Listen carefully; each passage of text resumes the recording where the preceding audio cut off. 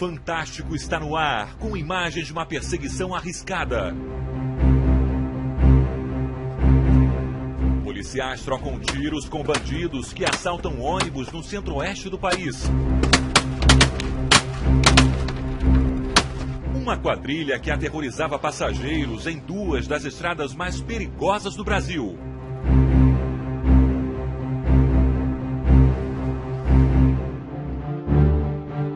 Dezembro de 2012, um carro da Polícia Rodoviária Federal segue em alta velocidade por uma estrada de terra.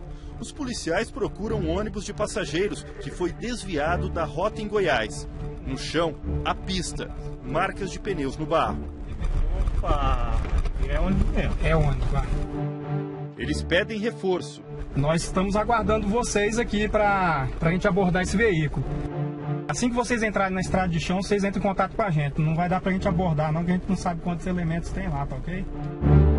O ônibus ia de Brasília para São Paulo. O motorista foi rendido por assaltantes e obrigado a seguir por essa estrada de terra. Ah lá, os caras saíram. Os policiais se aproximam. Os bandidos saem do ônibus. O pessoal tá fora do ônibus. Tá fora do ônibus. Fugiram pra frente. Fugiram. Começa uma troca de tiros. Passageiros estão fora do ônibus e pedem socorro. Alguns se jogam no chão, outros se escondem como podem e apontam por onde os assaltantes fugiram.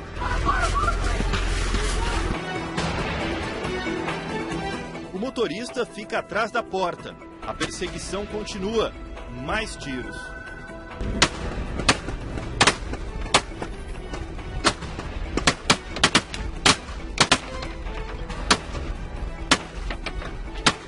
O vídeo foi gravado pela Polícia Rodoviária Federal.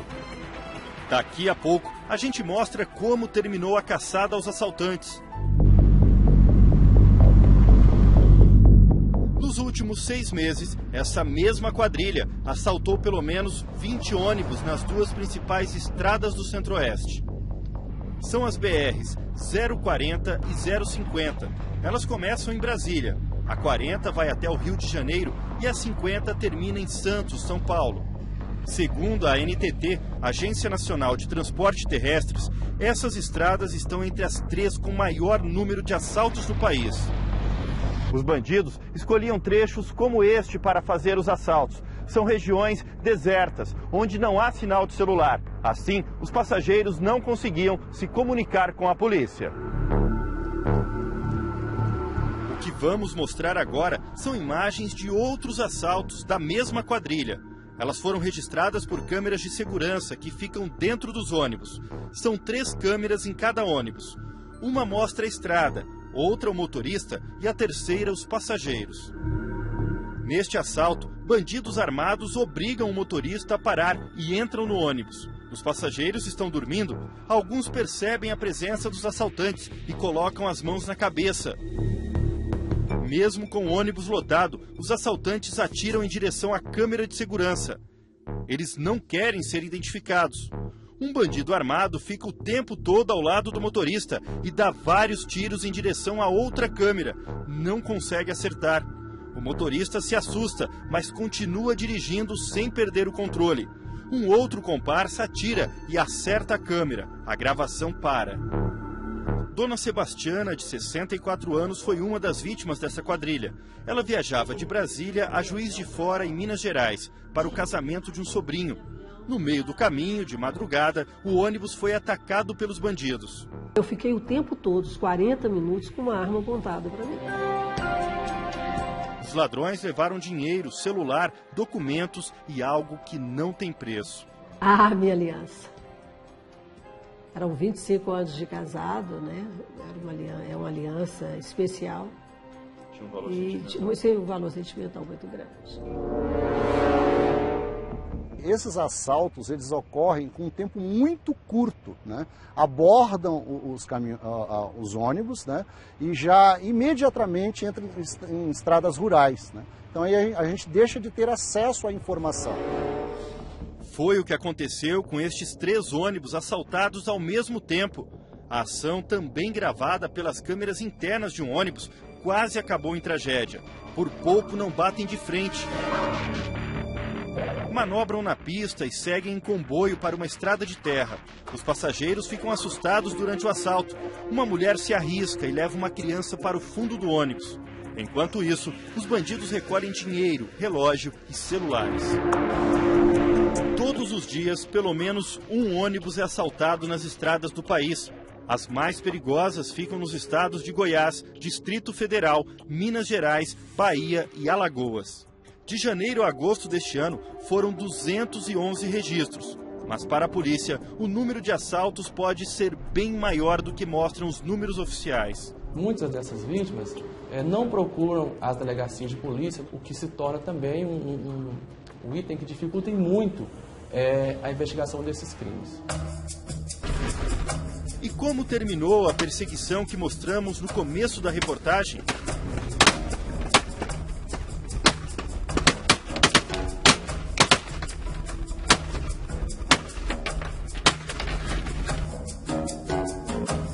Na estrada de terra, os bandidos conseguiram despistar a Polícia Rodoviária Federal, abandonaram o carro nesta fazenda e fugiram pelo mato.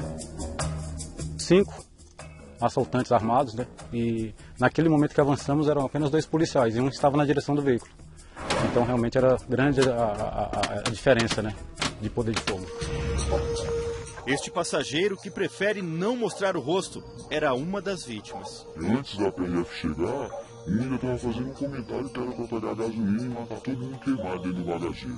Então foi terror total. Mas nem tudo deu certo para os bandidos. Eles deixaram impressões digitais no carro que abandonaram durante a fuga. A partir disso, a polícia começou a monitorá-los. Esta semana, Polícia Rodoviária Federal e a Polícia Civil de Goiás trabalharam juntas para prender a quadrilha. 20 pessoas foram presas em 4 cidades. Vão responder por roubo qualificado, formação de quadrilha e comércio ilegal de armas. Se condenados, podem pegar até 20 anos de cadeia.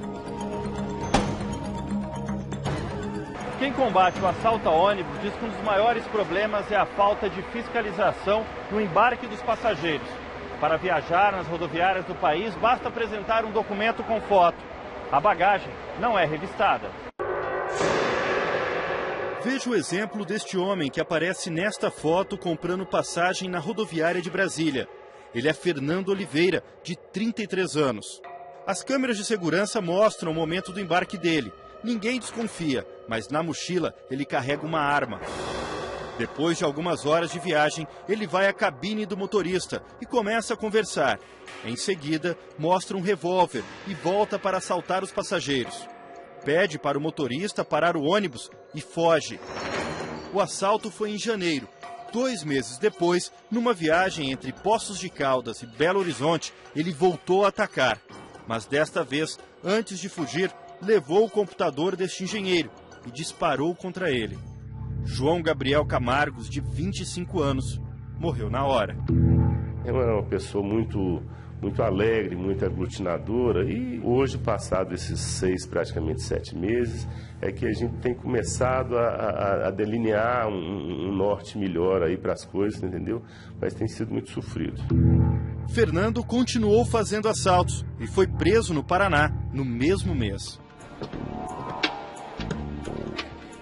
Tem que ser feito um trabalho muito intenso de inteligência, né? Não só da Polícia Rodoviária Federal, mas dos demais órgãos envolvidos com o transporte de passageiros, para que a gente possa ter uma fiscalização mais eficiente. Né? Até porque é muito difícil você ficar verificando a bagagem de milhões de pessoas que se deslocam hoje nas rodoviárias por ônibus. Não tem condições de você viajar desse jeito. Você fica à mercê dos bandidos naquele 40 minutos parece uma eternidade.